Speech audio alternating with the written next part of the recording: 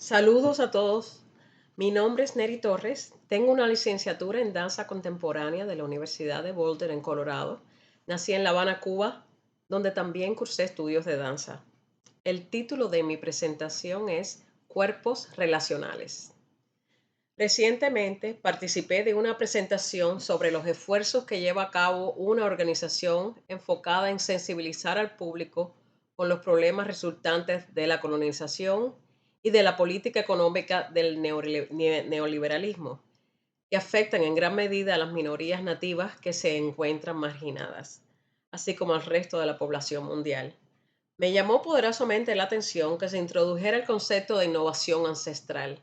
Esta propuesta se basa en identificar y reproducir antiguos modos y métodos asociados al modo de vida de las poblaciones indígenas en su relación con la naturaleza, los cuales han vuelto a ganar relevancia dentro de los objetivos de descolonización que llevan a cabo científicos, educadores y artistas.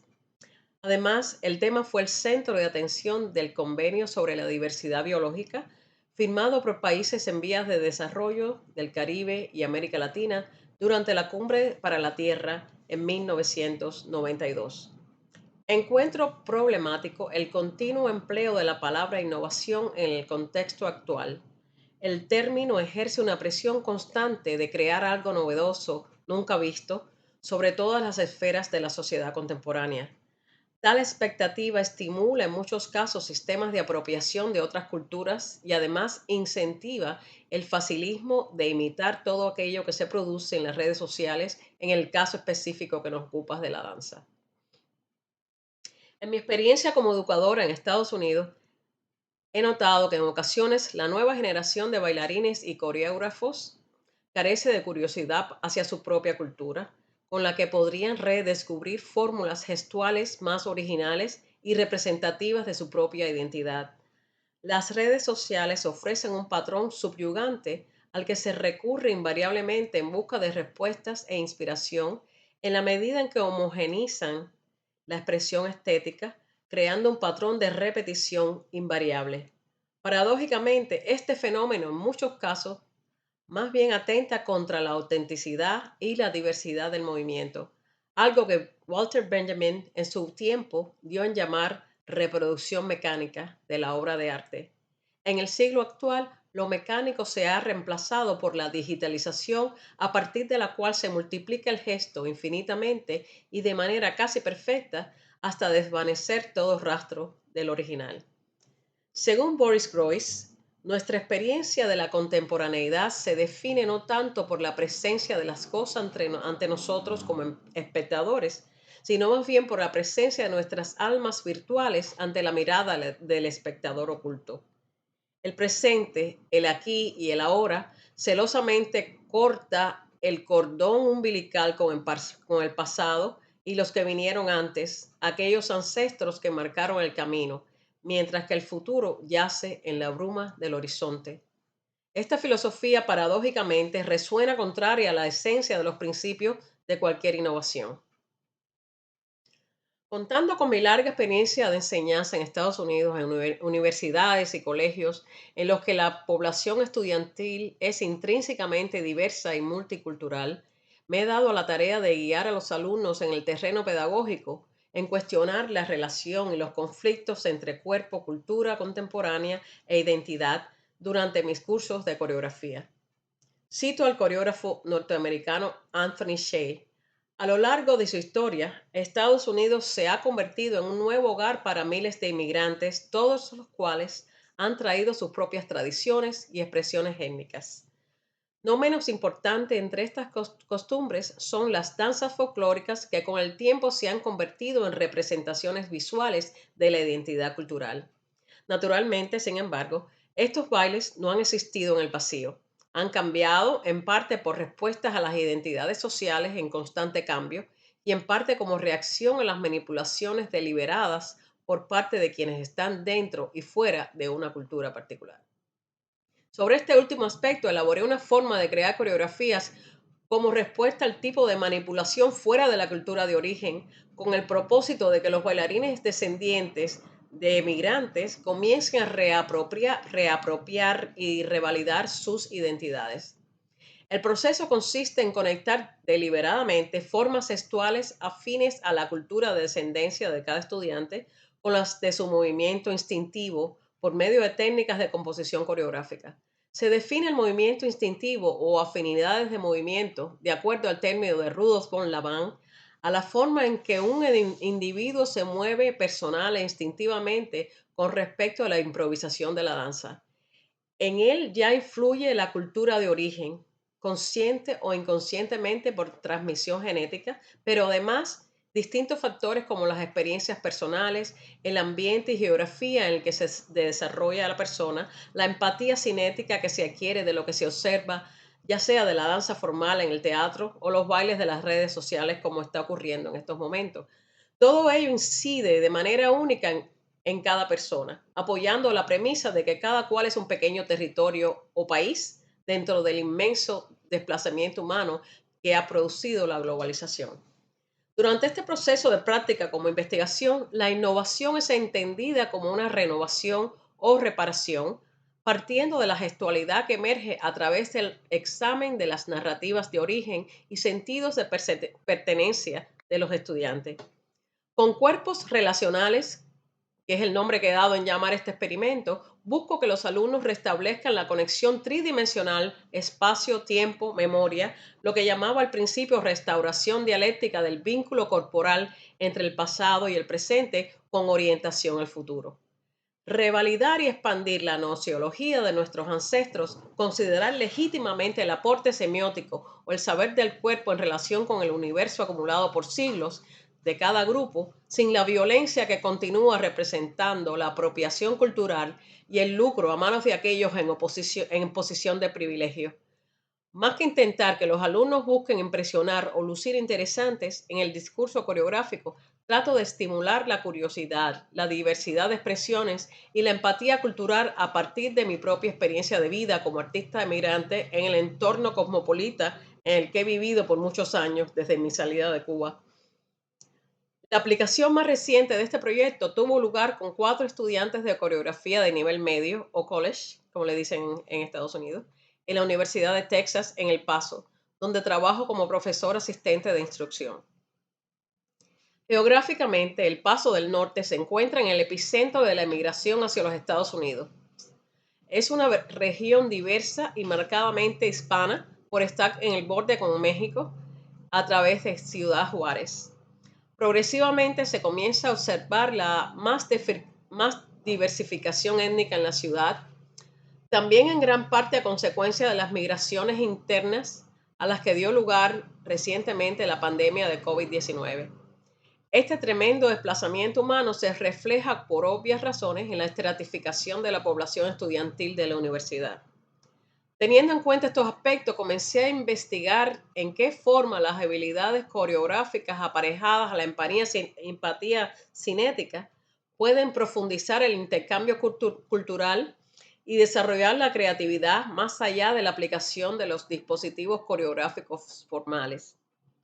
El resultado final tenía 3 propósitos. Primero, que los alumnos descubrieran y estudiaran más a fondo las raíces de su cultura de procedencia, teniendo en cuenta principalmente la importancia de su preservación, respeto y validación.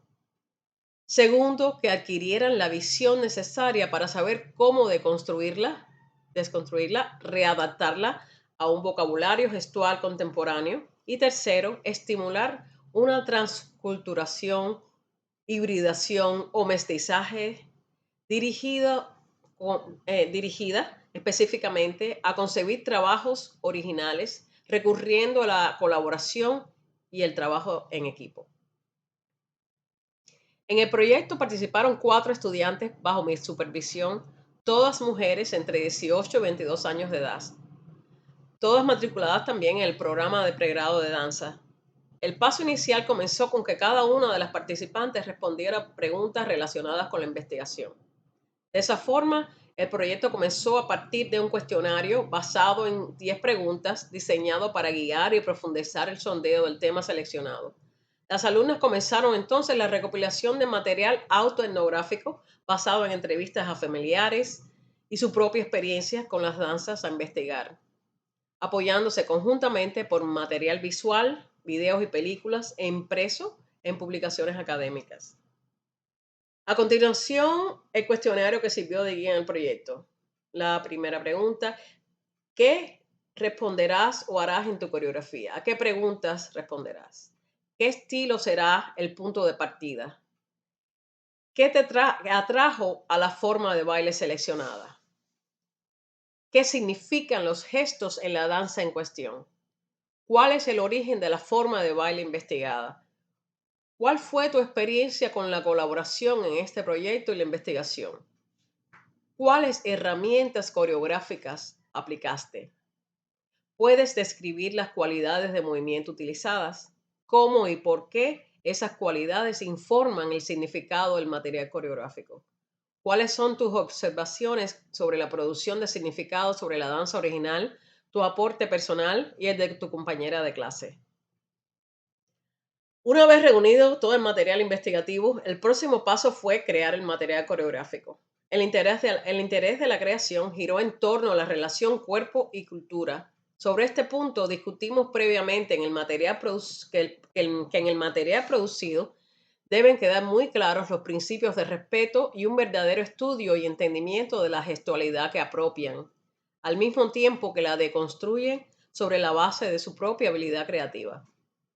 Y a pesar de que el objetivo final es producir movimientos que puedan parecer novedosos, y de ahí el punto de contención con el uso del término innovación, estos movimientos aún muestran afinidades o son derivados de la simbología que contiene el lenguaje corporal de la cultura y forma de baile original.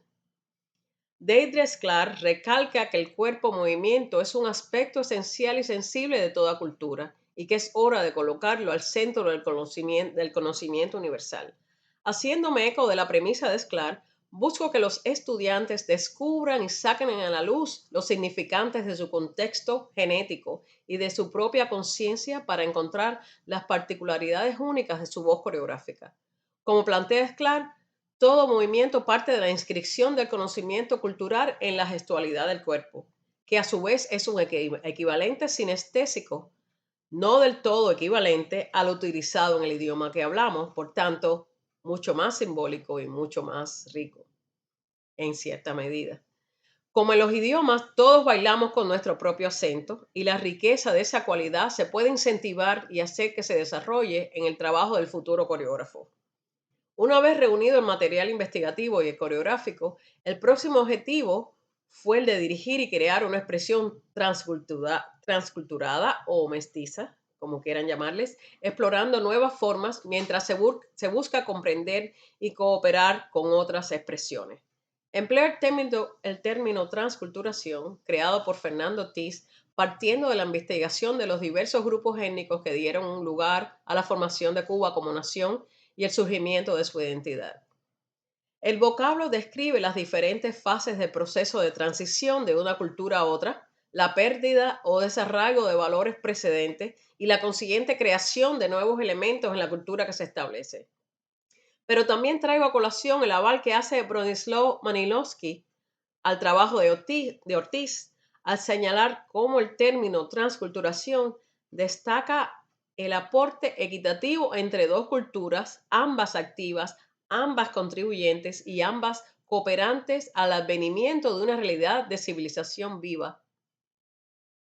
Por tanto, este segmento de transculturación en el proyecto busca recrear las bases de ese fenómeno que provocó la producción de una cultura de resistencia, como ocurrió con el enfrentamiento entre multiplicidad de etnias, lenguajes, historias y políticas durante la colonización. Extrapolando el paradigma del Caribe al contexto actual, percibimos el caos cultural de la sociedad multiétnica, para usar el término de Benítez Rojo, reproducido por la globalización como la continuidad de una isla que se repite ad infinitum. El estudio de este fenómeno, que también inevitablemente permea la danza, sirve para ayudar a centrar en la estética universal los bailes concebidos como otros, por tanto menos que aquellos clasificados como formales, y que en muchas ocasiones han sido apropiados en detrimento de sus creadores, como en el caso del dancehall jamaiquino o el son cubano. Además, la conciencia sensorial y las experiencias compartidas de encarnación corporal o embodiment, usando el vocablo en inglés, entre los estudiantes permiten acceder a conocimientos tácitos que finalmente revelan nuestra humanidad común. De esa forma, cada una de las bailarinas debía asociarse con una de las compañeras de clase, pues el trabajo se realizó en parejas, como indiqué anteriormente. Como resultado de esta colaboración, cada pareja divisaría una coreografía única que entretejiese el material derivado de la investigación. Lo más notable de esta práctica resulta cómo el intercambio de movimiento conlleva a sí mismo a compartir cosmogonías, creencias, identidad y puntos de vista, incluyendo aquellos divergentes y convergentes. La interacción de tales subjetividades crea más espacio para reflexión individual y por tanto resulta en mayor crecimiento artístico. El proceso gana relevancia en la medida que como artistas los estudiantes encuentran algo que decir aplicando un lenguaje familiar que valida el contenido coreográfico de aquí y ahora en su propia realidad, mientras que por otra parte adquieren conocimientos sobre otras culturas. A continuación, leeré algunas de las respuestas de una de las estudiantes participantes al cuestionario de investigación. Pregunta: ¿qué preguntas responderás o harás en tu coreografía? Respuesta: nos preguntamos durante todo el proceso cómo se comparan y contrastan ambas formas de danza, cómo hacemos que las formas de danza funcionen juntas en esta pieza mientras nos mantenemos fieles al origen de la danza. A medida que combinamos las dos culturas, nos preguntamos entonces cómo se pueden mezclar las dos formas de danza y cómo se pueden relacionar entre sí. Comenzamos a buscar los puntos en común en lo que respecta a gestos y cualidad de movimiento. Pregunta: ¿qué estilo será el punto de partida? Como estímulo que nos inspiró en la coreografía, escogimos principalmente los movimientos vistos en el folclórico mexicano y los de la cultura ozomatli. En cuanto al folclórico, utilizamos un juego de pies simple y el uso del torso que se ve como no contraído y da la sensación de estar abierto con la mirada que se encuentra en muchos de los bailes de varias regiones de México. El uso de la falda también se utilizó para la interacción en el dúo y para dibujar el espacio. En términos de Ozomatli, los pasos folclóricos se entrelazaron con el paso fuerte del pie que se encuentra en Ozomatli, que es muy firme con el torso bajo. Ozomatli es conocido como un mono azteca que influye en los movimientos de la danza. El mono, entre los aztecas y mayas, está asociado a la danza, el arte, a la belleza y a la armonía. Pregunta: ¿cuáles herramientas coreográficas aplicaste? Nuestro motivo principal fue usar una de las extremidades dobladas en el que se balancea en un círculo vertical que se puede encontrar cuando usamos la pierna y el brazo. Se relaciona con el estímulo de la manera en que se conecta con Ozomatli y cómo la danza asemeja más o menos a los movimientos de un mono.